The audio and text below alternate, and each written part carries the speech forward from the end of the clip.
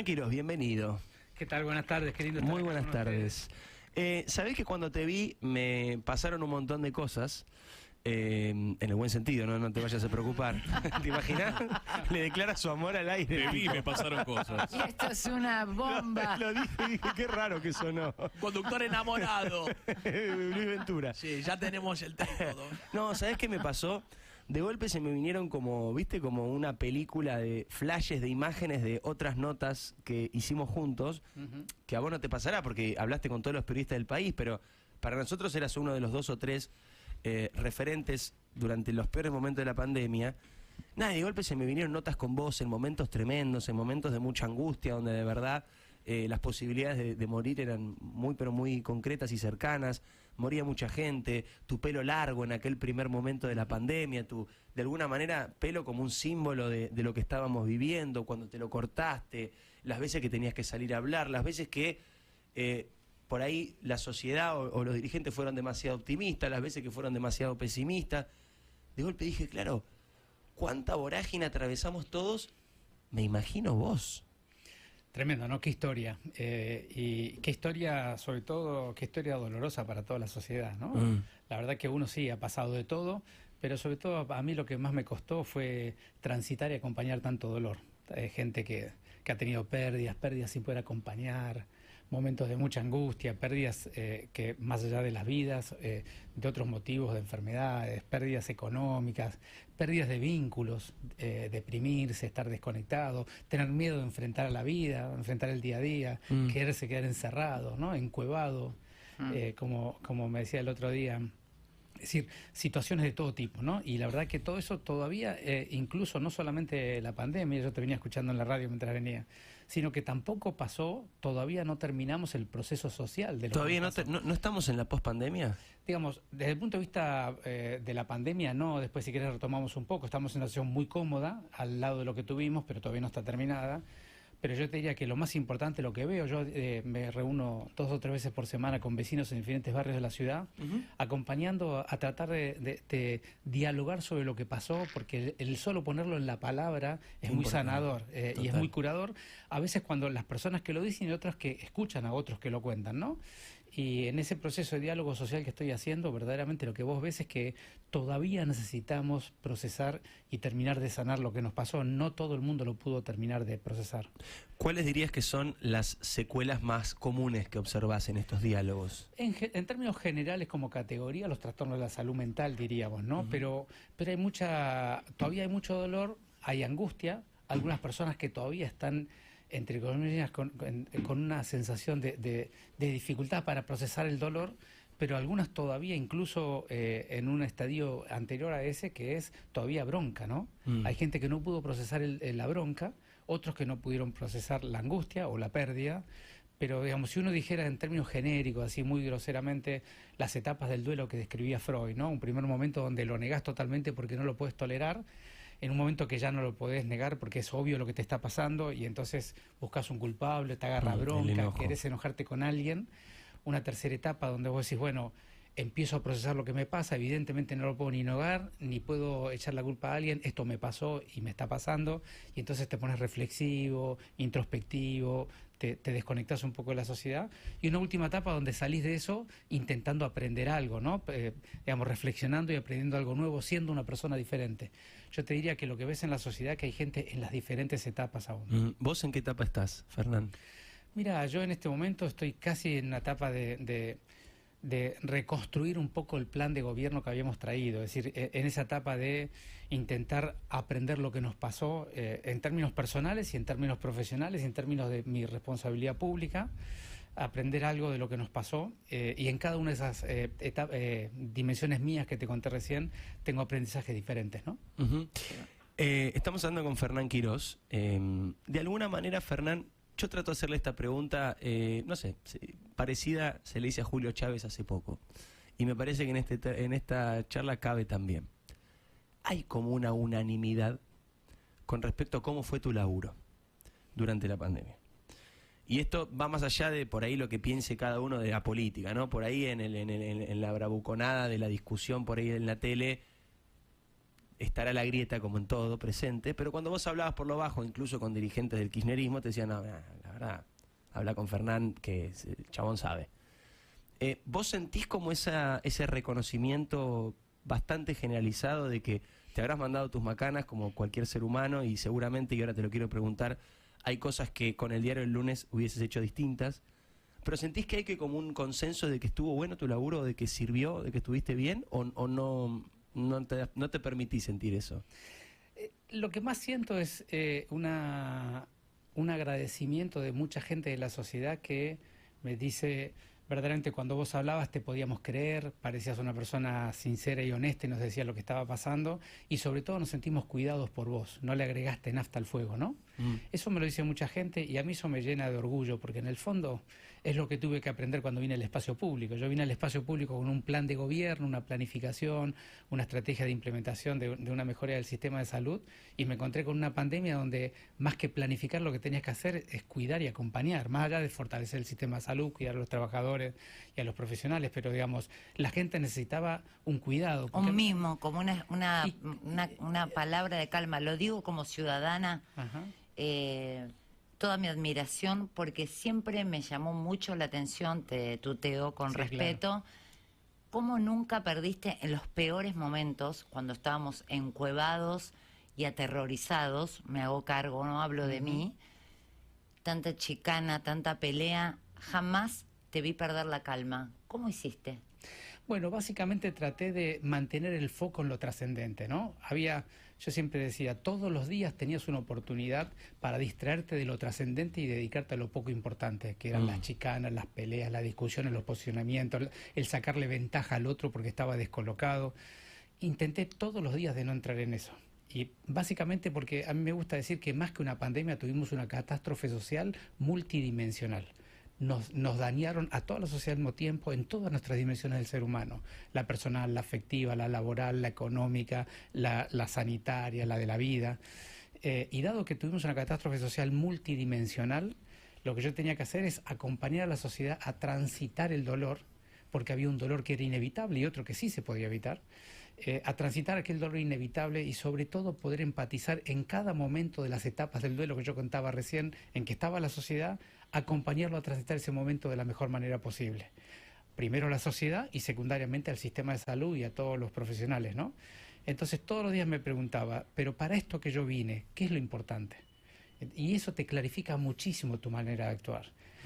Y dado que yo tenía bien claro que había venido a dar un servicio a la comunidad y que me tocaba este servicio que no era el que esperaba, yo esperaba hacer otra cosa, que es la que estamos retomando ahora, verdaderamente esa era mi concentración cotidiana y eso es lo que me ayudaba muchísimo a no engancharme con ninguna de las cosas que no le agregaban nada a la sociedad. La sociedad necesitaba entender qué pasaba, tener información precisa de qué tenía que hacer y sobre todo alguna idea de cómo iba a continuar, ¿no?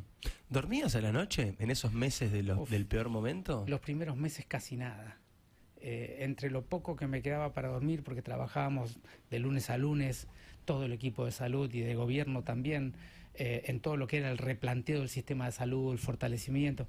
Vos imaginate que nosotros llevamos un sistema público que tenía 180 camas de terapia intensiva, lo llevamos a 600 camas, lo que significó incluir más de 8.000 nuevos trabajadores. Claro, más que triplicar la capacidad de que cama. parece una cosa solamente comprar las camas y los respiradores, pero el mayor problema era la infraestructura. Digamos, vos no tenías bombas de compresión, bombas de aspiración de aire, Mira, te cuento oxígeno líquido, digamos. Una pavada que por ahí no escuchaste, pero a mí me hizo referencia a esto que estás diciendo ahora. Miguel Granados, que es amigo, tiene un podcast que se llama La Cruda, donde habla de temas así, crudos, ¿no? Directamente, así sin, digamos, Sin pelos en la anestesia. lengua. Y el último capítulo es terapia intensiva. Y habla con un terapista muy interesante, muy interesante. Y una de las cosas que dice es, manejar un respirador es como manejar un Boeing 747. Y me pareció muy fuerte la metáfora, porque aunque ustedes nos decían a diario, miren que no es comprar un aparato, conectar una manguera que bombea aire y el paciente sale.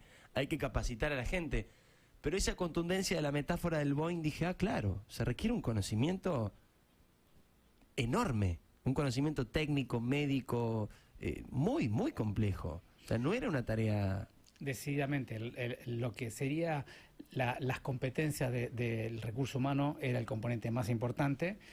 y sobre todo la dinámica del equipo, porque vos decís, bueno, tengo una enfermera especialista en terapia intensiva, tenés un médico especialista, tenés el kinesiólogo, tenés el resto del equipo de la terapia, pero después tienen que funcionar como equipo. Claro. Fue una tarea, y la infraestructura, vos tenías que instalar un tanque de oxígeno líquido, que son tanques muy complejos de instalar, hacer los acuerdos para ponerlo, encontrar el lugar del hospital, abastecer los hospitales con un conjunto de soluciones.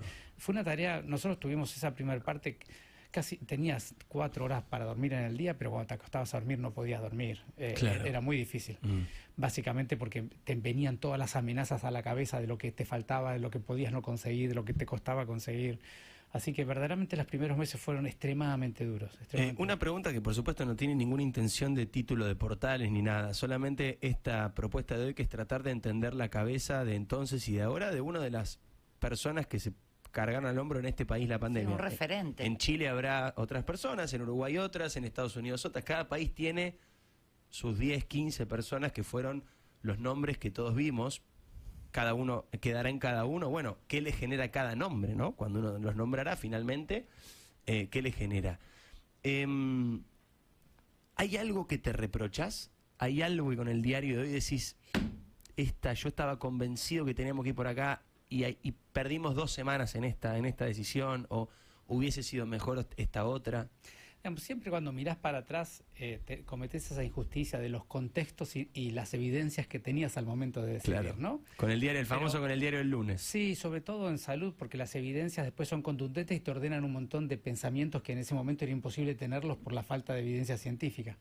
Pero a mí siempre me gusta, cuando estoy con la sociedad charlando, siempre me gusta empezar pidiendo disculpas por lo que no fuimos capaces de hacer. Porque obviamente que toda acción humana y toda acción de equipos tienen cosas que son mejorables. Así que lo primero es, sí, un montón de cosas de detalle, tal vez nada tan trascendente. Yo creo que en términos generales, en la Argentina, si vos me permitís salir de la ciudad, sí, claro. Deberíamos haber hecho una desandada de las medidas de restricción un poco más rápido. Nosotros en la ciudad, con los runners, con los bares, todo eso lo hemos, con los niños en la presencialidad escolar, digamos. Eso fue impresionante. Dimos mucho de esa batalla. Seguramente la deberíamos haber dado más intensamente, o probablemente debería haber sido más intensiva. Y después, la otra cosa que la Argentina pudo haber hecho mejor es la estrategia de testeo, ¿no? Digamos, en general se testeó poco en el país. Yo creo que debería haber sido más intensiva desde el principio. Nosotros, imagínate que siendo el 6% de la población argentina, testeamos más del 20% de los test que se hicieron en el país. Impresionante. Es decir, en la ciudad decís. Pero en la ciudad. Pero seguramente, de vuelta, seguramente debería haber sido mejor. Porque el testeo inicial era muy importante, no solamente para identificar a la persona que potencialmente podía contagiar, sino para que la sociedad conozca cómo comportarse frente a cada síntoma, ¿no? Yo me imagino que después de lo que pasó a la humanidad, debe haber foros, encuentros, conversaciones, grupos de WhatsApp, meetings por Zoom. Viste que ahora es todo tengo un Meet. Un Meet tenés, señor, tenés un Zoom. Todo ese tipo de reuniones entre ministros o secretarios de salud del mundo, donde de alguna manera primero tratan de ver si va a venir otra, porque cada 15 días nos falta la nota que uno lee. Por favor, se viene no. la del mono, Sí. se viene ahora la mononucleosis, no sé qué. Ahora apareció otra cepa en China que los mata a todos. Y vos decís, pará, loco, banca un cacho que no salimos del anterior. Entonces, la posibilidad concreta de que venga otra cosa similar o una nueva ola de lo mismo. Y en ese caso, si haríamos lo mismo, si la humanidad ahora actuaría diferente, capaz no se habla y yo estoy flasheando, pero imagino que es una inquietud que tienen ustedes. Y si viene otra, ¿qué hacemos? Sí, por supuesto. Y déjame ir en 2 niveles a tu pregunta, para si me das 2 minutitos Lo para que quieras, sí, contestar. sí. La primera de todas es explicar un poco esta pandemia en particular. Yo creo que vengo comunicando hace tiempo que esta pandemia tuvo una primera etapa que yo la llamo la pandemia de las 3 olas, ¿no? La ola de casos, después la ola de internaciones en terapia, después la ola de fallecidos. Ese formato de pandemia de 3 olas probablemente para COVID esté terminado y haya terminado ya por noviembre, diciembre del año pasado en el país, básicamente por el grado de vacunación, Bien. la defensa inmunológica que tiene la sociedad entre los que se tuvieron la enfermedad más los que se vacunaron. O sea, no hay dudas que se frenó esto con la vacuna. Punto. Eso no está en discusión. Sin ninguna duda la vacuna cambió críticamente la evolución de esta pandemia, y hoy por hoy la vacuna más los grados, la cantidad de gente que ya ha tenido la enfermedad, a veces más de una vez, tenés un grado de protección de enfermedad grave y mortal muy alta. No evita que te contagies, por eso salimos de la primera etapa de la pandemia de 3 olas, estamos hoy en la etapa de la pandemia de una ola, que desaparecen los casos, aumentan críticamente, bajan y pasa la ola. Hemos tenido 2 olas este año que fueron así, enero, febrero y marzo en la ciudad, y luego allí por mayo, junio en la ciudad, y probablemente todavía nos queda alguna otra ola, sobre todo con BA5, que es una variante que está, Omicron, que está circulando mucho en el mundo y seguramente va a circular también en la Argentina las próximas semanas o meses antes que termine Ay, lo Dios. frío. No, pero en esta etapa Pero de solo contagio. En un cuadro de solo contagio, de enfermedades más leves, como los hemos pasado. Como una gripe. Y que se documenta poco porque la gente no se testea, de manera que Bien. yo te diría, esa es la etapa en que estamos y probablemente cuando aparezca la nueva generación de vacunas para fin de año, ya entremos en una etapa ya de circulación más habitual del virus, de estar más protegidos incluso para el contagio. ¿Más Eso vacunas?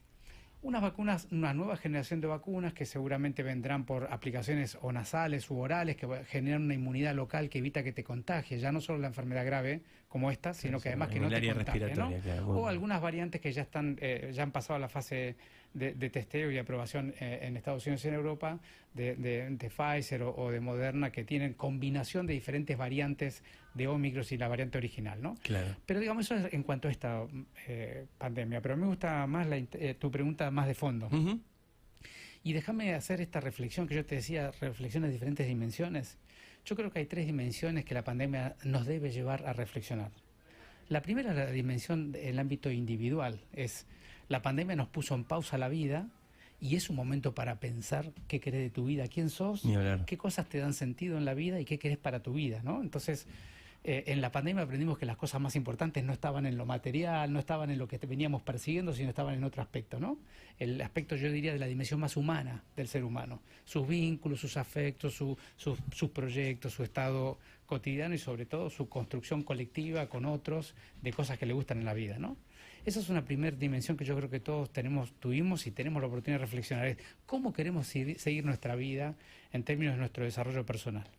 La segunda dimensión es la interpersonal, es cómo vamos a compartir en sociedad las dificultades que nos atraviesan. En ese caso, me parece importante la reflexión en la pandemia vimos que si cooperamos y pensamos en el otro, salimos más rápido y mejor. 100%. Y ese aprendizaje, que si lo apreciamos profundo y no solamente en el diálogo superficial, sino lo reflexionamos profundamente, nos puede llevar a un debate diferente de cómo queremos construir nuestra sociedad y nuestra política o nuestra nación. Yo creo que ahí hay un aspecto para discutir. Y el último, que es el que vos me trajiste a tu pregunta, que me disparó este comentario, es el modo que nos vamos a vincular con los otros seres vivos de la Tierra, el modo que nos vinculamos con los otros animales y con las plantas. Temazo de esta época. Pero es que ese es el motivo de la pandemia, Diego. Si vos reflexionás, ¿qué fue la pandemia? Era una enfermedad, que lo que se llama técnicamente una zoonosis, una enfermedad que estaba en los animales, que adquirió alguna habilidad, primero que pasó al hombre, y adquirió alguna habilidad de contagio entre humanos. La zoonosis en general es una enfermedad que te contagian los animales. Acá lo que pasó es que una zoonosis pasó al hombre y adquirió la habilidad para contagiarse entre las personas. Y hubo una pandemia. Pero antes de esta, desde el año 2000 a esta parte, hubo 4 pandemias más. Solo que de menor impacto y menor magnitud. Entonces la pregunta es, ¿y por qué aparecen ahora en los últimos 20 años 4 o 5 situaciones de zoonosis que se hicieron generalizadas en el hombre? Y básicamente porque los animales han perdido su hábitat. Claro. Estamos cada vez más dañando el hábitat de los animales salvajes y vinculando más esos animales con la cotidianidad del ser humano. Entonces vos me preguntas, ¿va a venir otra pandemia? Sí, claro que va a venir. Claro que va a venir. Y de hecho ahora lo vemos con esta nueva enfermedad, que no es una pandemia, pero sí que es un brote de viruela del mono que ha circulado por muchísimos países, que tiene otra dinámica del COVID, que no va a ser tan grave seguramente, sobre todo no va a ser tan masivo. Pero el concepto es de fondo, es si los animales, nosotros hay todo un movimiento que se llama una única salud, ¿no? O una sola salud, de la Organización Mundial de la Salud, que dice el siguiente concepto: es impensable la salud humana sin la salud animal y la salud vegetal. Más allá del calentamiento global. Sí, que está es claro, obvio. está claro. Entonces, si nosotros no pensamos que tenemos que cuidar de otra manera el hábitat de los animales y de las plantas, va a ser muy difícil que no tengamos otras pandemias. Y ese es un debate de cómo queremos el modelo productivo. Qué interesante, interesantísima esta respuesta, Fernán, toda la charla, pero esta respuesta y tan actual, además, tan vinculada a los intereses por ahí de las nuevas generaciones y demás también, porque se entiende un poco esto. Hagamos lo siguiente.